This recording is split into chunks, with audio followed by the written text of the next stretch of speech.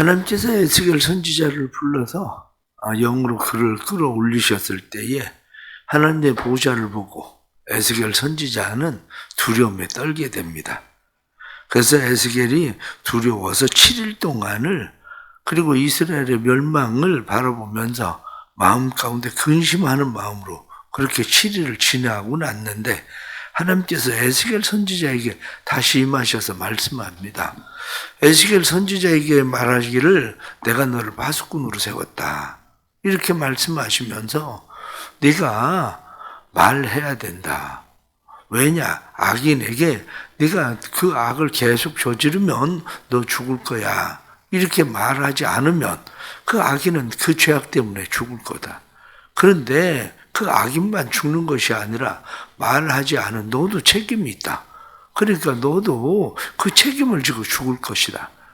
그런데 그 악인이 네 말을 듣고 그가 행동하지 않으면 그는 그 악으로 인해서 죽게 될 거고, 그러나 너는 네가 해야 될 일을 했으니까 너는 죽지 않을 거다.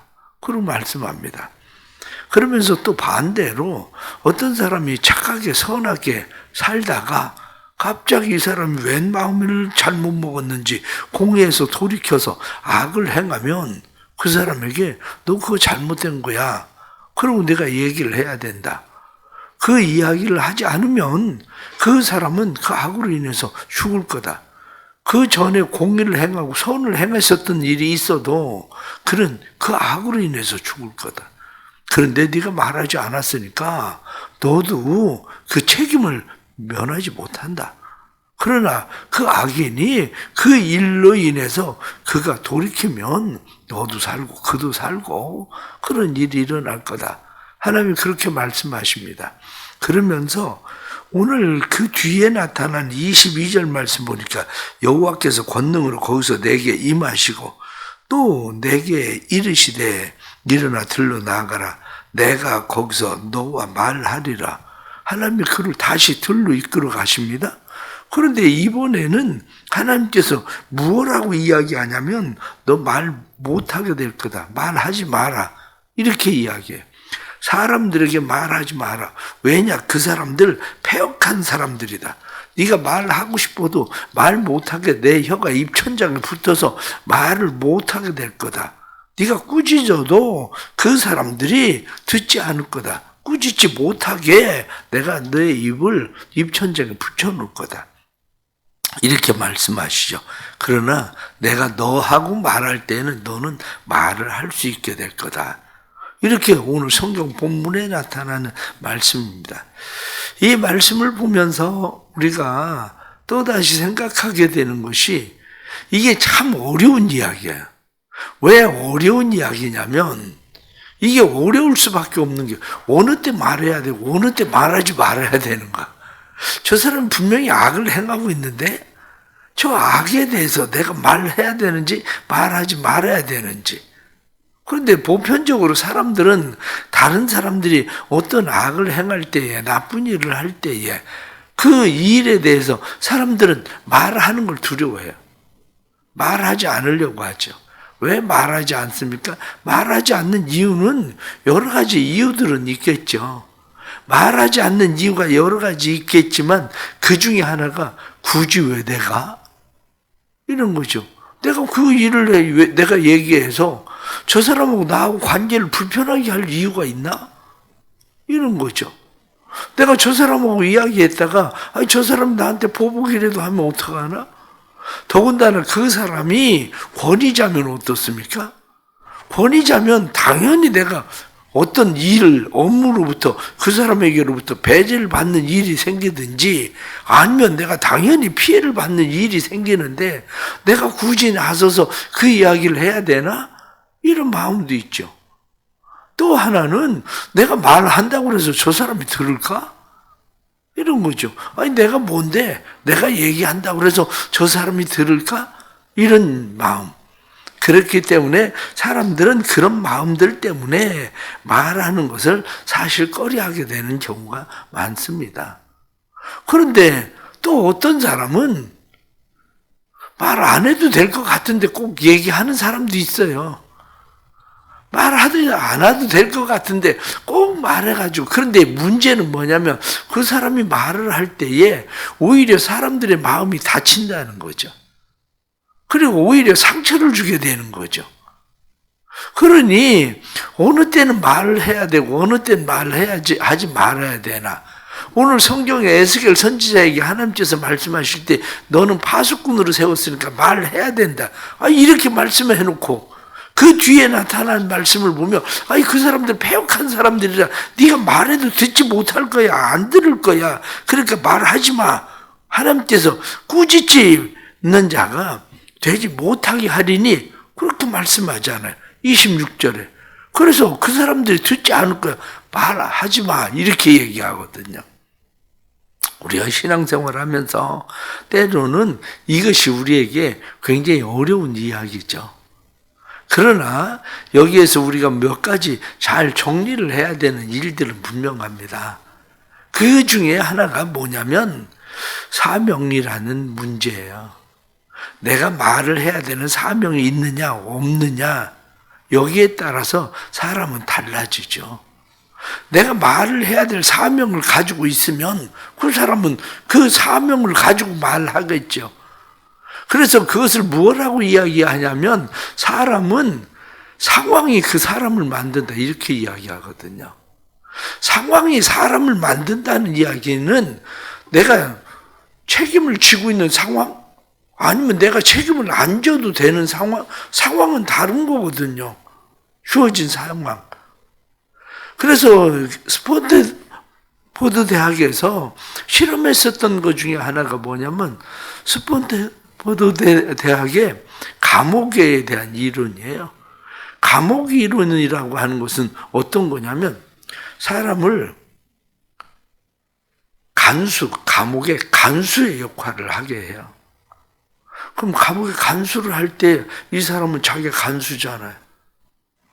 그러면 성격에 상관없이 간수 역할을 하려고 하는 거죠. 그런데 그 사람을 간수가 아니라 감옥에다 집어넣어버려요. 죄수되도록 만들어버려요. 그럼 죄수가 되면 그렇게 활발하던 성격을 가지고 있는 사람도 죄수가 돼버리는 거예요. 이게 상황이 사람을 만드는 일들이거든요. 중요한 것은 내가 어떤 상황, 다시 말하면 하나님이 나를 누구로 세웠느냐 이 문제거든요. 하나님이 나를 파수꾼으로 그 말을 하는 사람으로 하나님께서 나를 세우셨다고 여기는 그게 뭐냐? 그게 사명인 거죠. 그게 사명. 그런데 하나님께서 나를 그 사명을 준 사람으로 세우지 않았다고 생각을 하면 굳이 내가 그 일을 뭐 하겠습니까? 예를 들면 누군가에게 복음을 전해야 돼요. 그런데 여러분들이 저하고 같이 가요. 저하고 같이 가면 여러분들은 무슨 생각을 하겠습니까? 그거야 목사님이 할 일이지 왜 우리가 해야 될 일이야? 그거 목사님이 하세요. 그거는. 그렇게 생각을 하겠죠. 그런데 여러분들이 누구와 같이 갔을 때에 그 사람 교회 다니는 초신자야. 그럼 누가 얘기하겠어요? 여러분들이 해야지. 결국 그거죠. 내가 해야 되는 일이 하나님께서 내게 주신 사명인가 아닌가.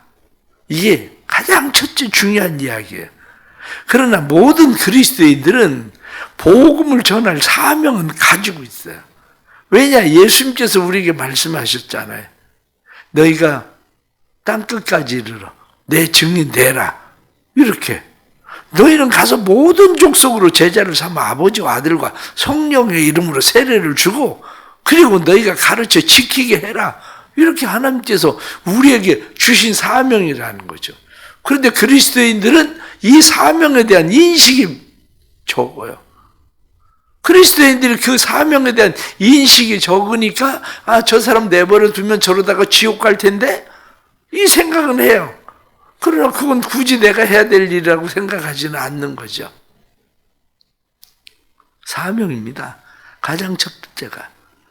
하나님께서 내게 이 에스겔 선지자에게 사명을 주시던 것처럼 하나님께서 주신 사명이라는 거죠. 사명. 그 다음에 두 번째 우리가 생각해야 되는 것은 하나님께서 지금 이 일을 왜 내게 주셨을까? 그것이 저 사람도 살고 나도 사는 방법이라는 거죠.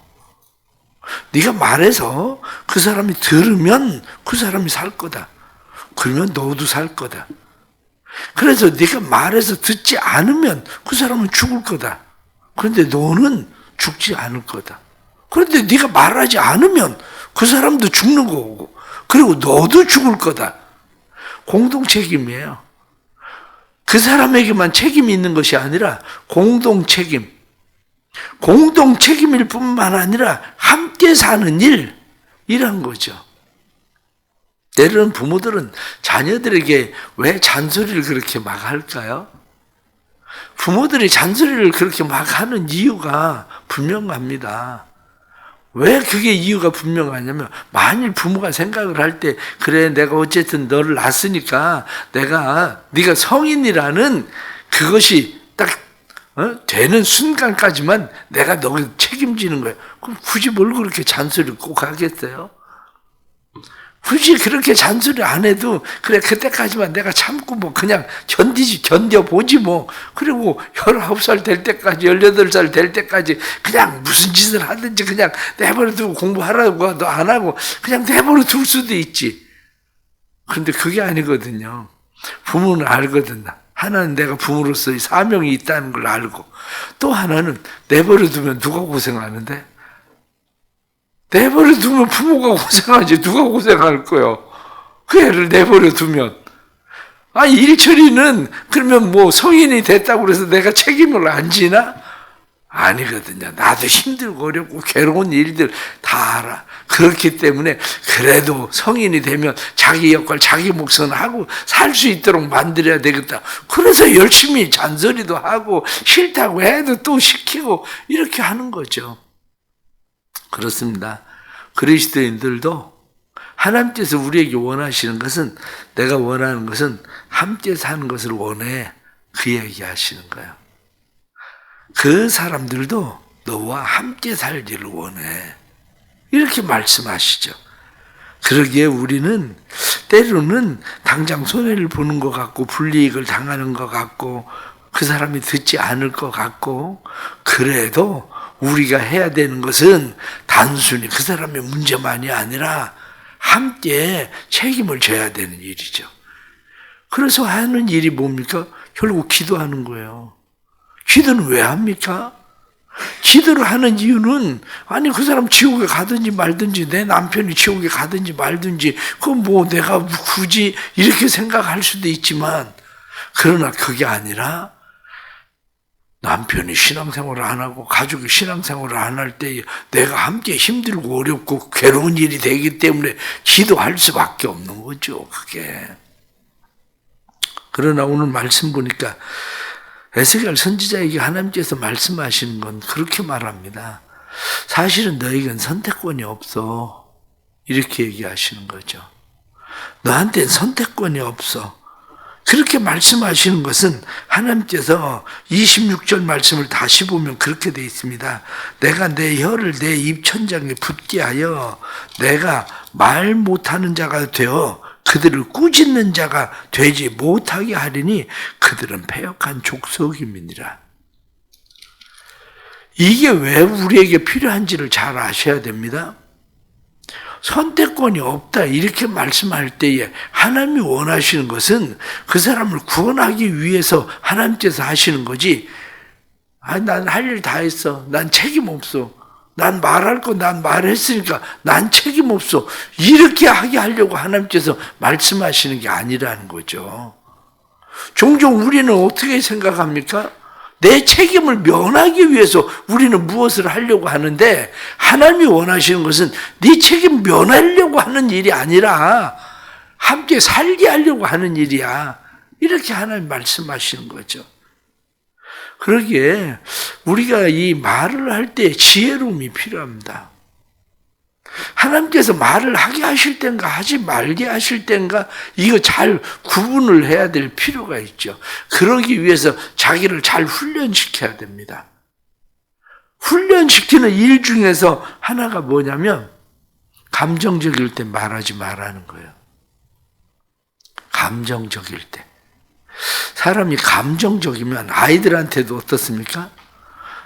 부부가 싸움을 하고 아이에게 어떤 얘기를 하면 감정이 이제 섞이죠.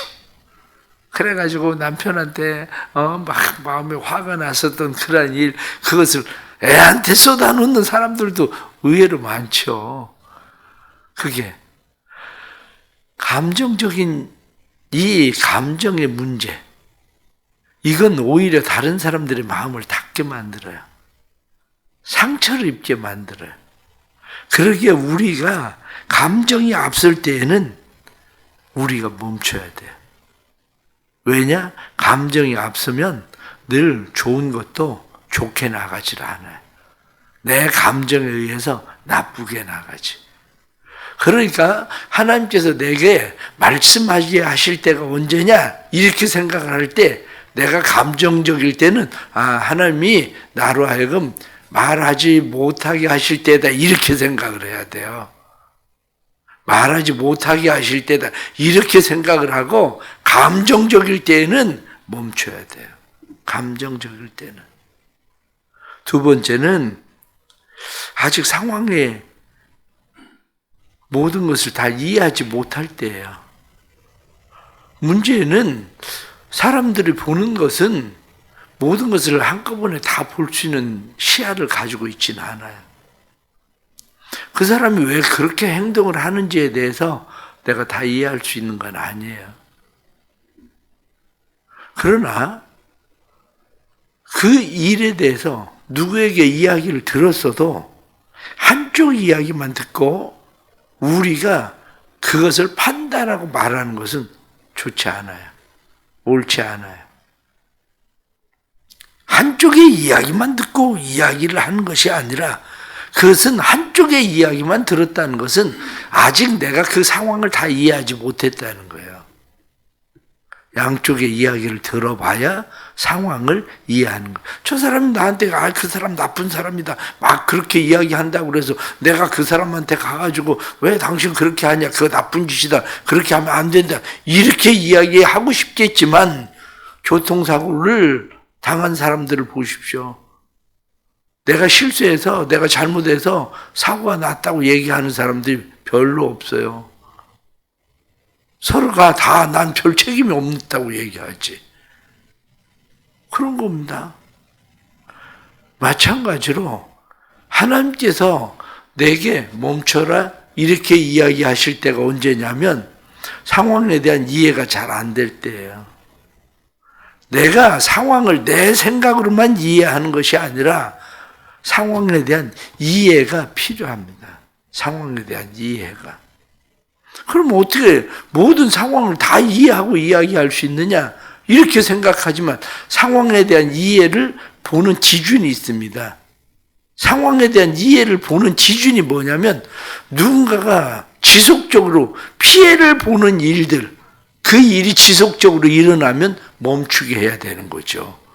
그게 누군가가 지속적으로 피해를 보는 일이 내가 눈에 보여질 때 그때는 말해야 되는 때다, 그 얘기예요. 그게 그렇기 때문에 우리가 이러한 일들에 대해서 가장 중요한 것은 하나님께서 우리에게 때를 잘 구분할 수 있는 지혜 주시기를 위해서 기도하는 거예요.